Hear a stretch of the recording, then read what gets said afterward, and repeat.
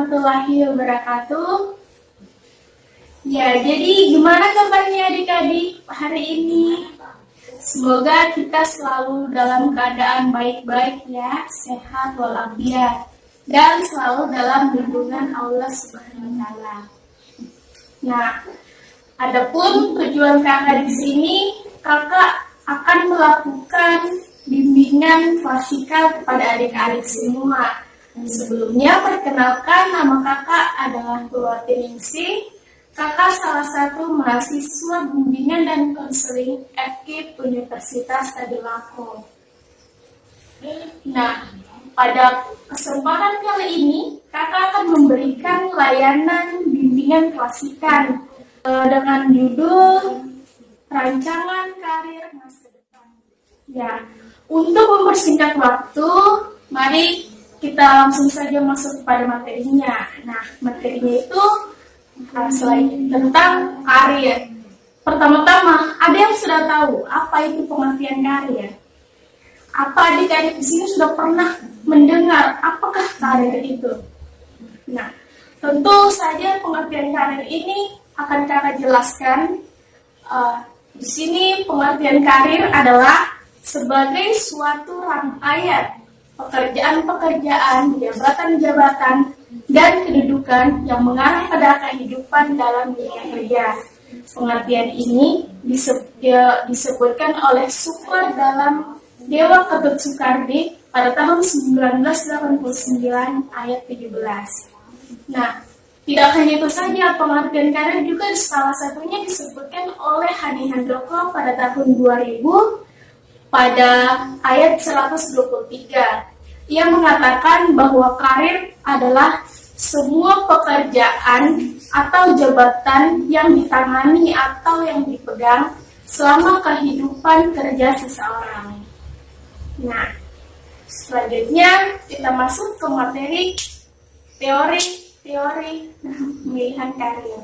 Nah, di sini yang pertama ada teori super, yang kedua ada teori Ginsberg, dan yang ketiga ada teori dari Holland. Nah, adapun pengertian teori-teori ini sendiri, menurut Super, dia berkaitan dengan konsep diri.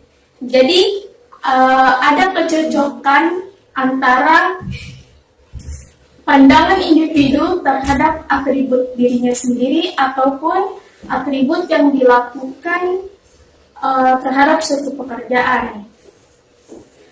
Nah, yang kedua itu menurut Ginsberg.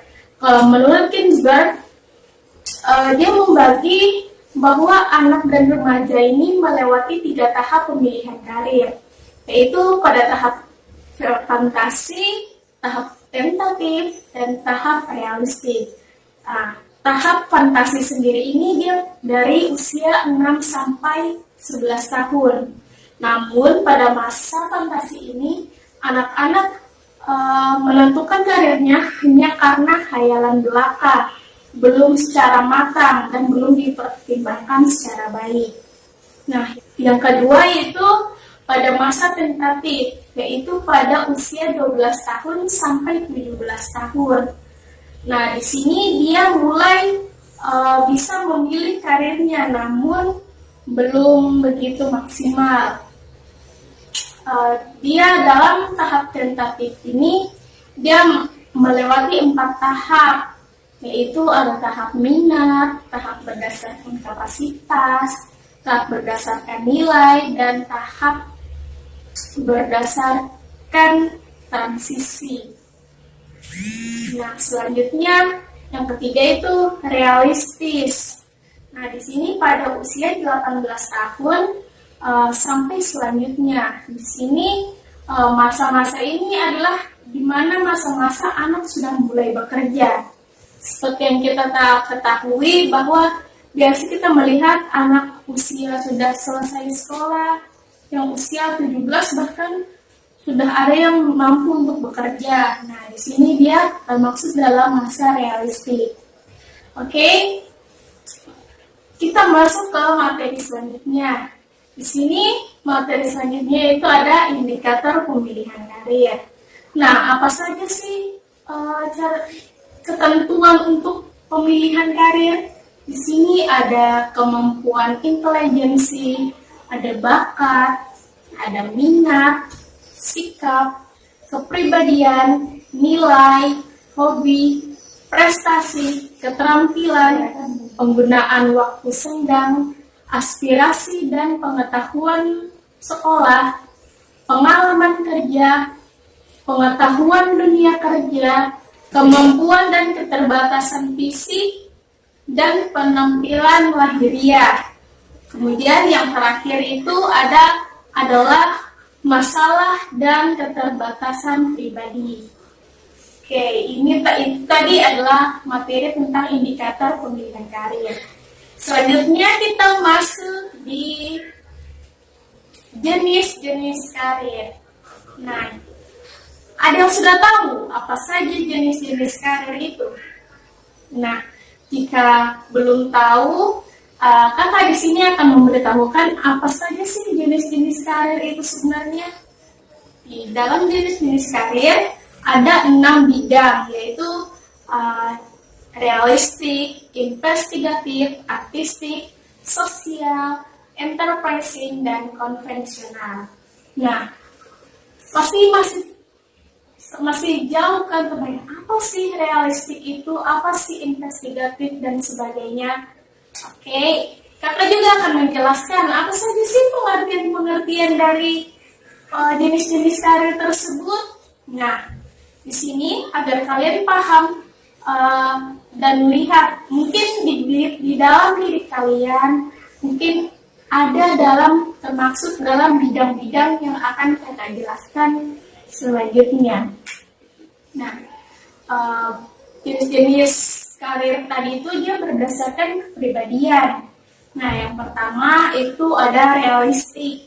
Di sini yaitu dia lebih karakteristiknya maskulin. Dia mampu kuat secara fisik, lalu kemampuan sosialnya rendah. Tetapi dia menyukai pekerjaan yang berkaitan dengan alat dan teknisi, mesin, dan materialistik.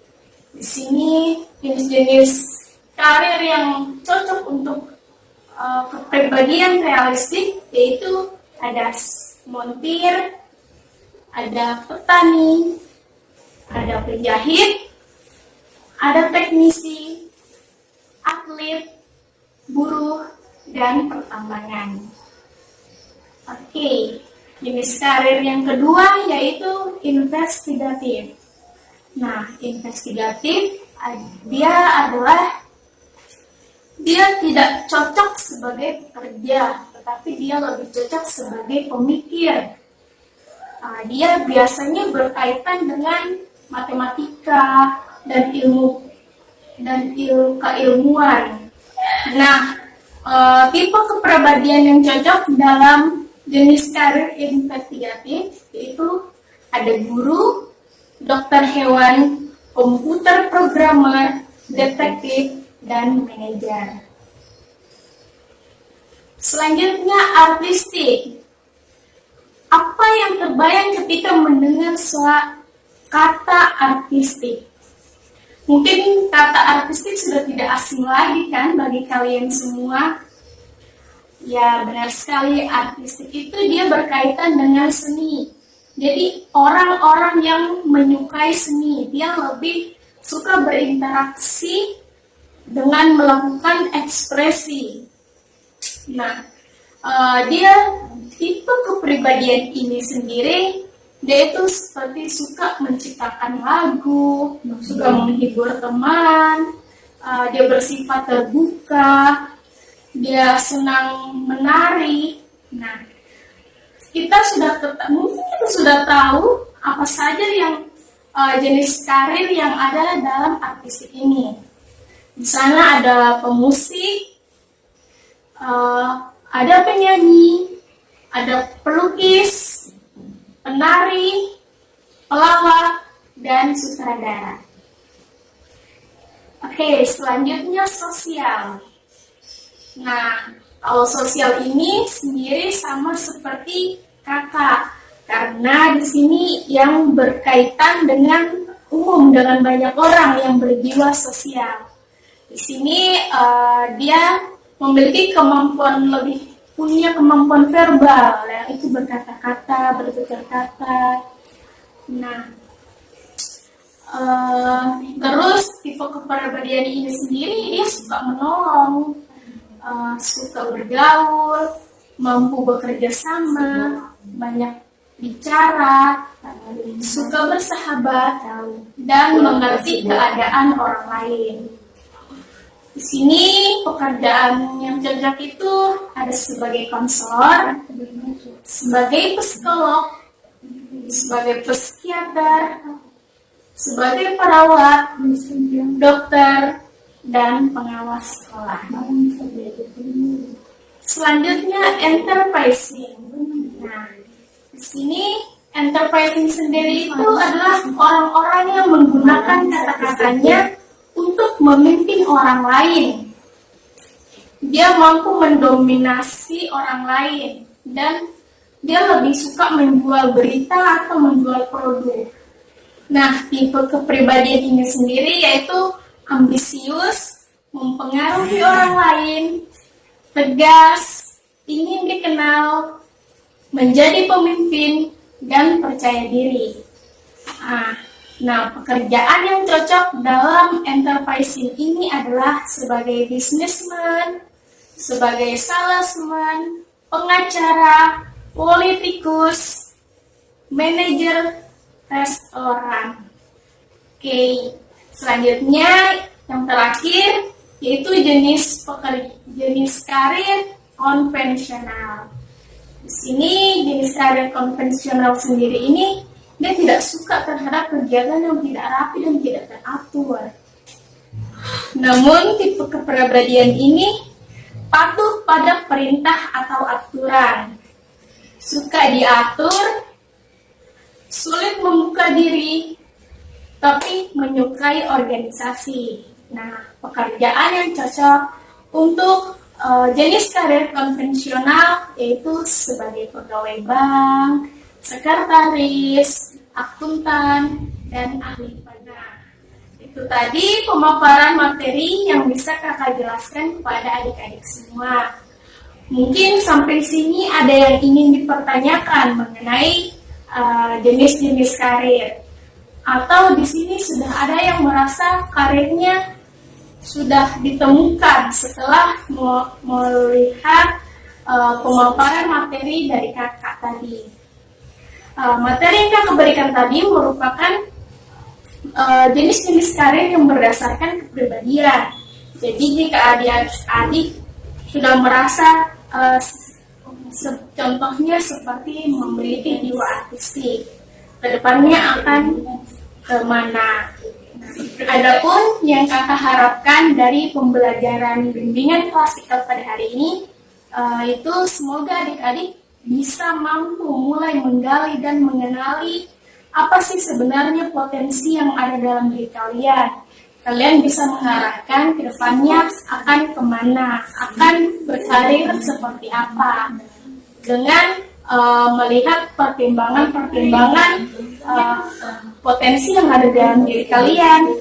Nah, seperti yang dikatakan pelan, jika suatu karir itu sesuai dengan kepribadiannya kita, maka kita akan menyukai bidang tersebut atau profesi yang sedang kita jalani, dan kita mampu bekerja lebih lama. Nah, mungkin cukup itu saja yang bisa kakak jelaskan kepada adik-adik. Nanti jika ada yang ingin lebih ditanyakan, adik-adik bisa menghubungi kakak secara langsung di ruang BK. Oke, mungkin cukup sekian saja karena kakak rasa waktunya juga sudah cukup. Dan semoga adik-adik semua paham ya dengan apa itu rancangan karir di masa depan. Oke, sekian pemaparan materi dari kakak. Kurang dan lebihnya kakak mohon maaf.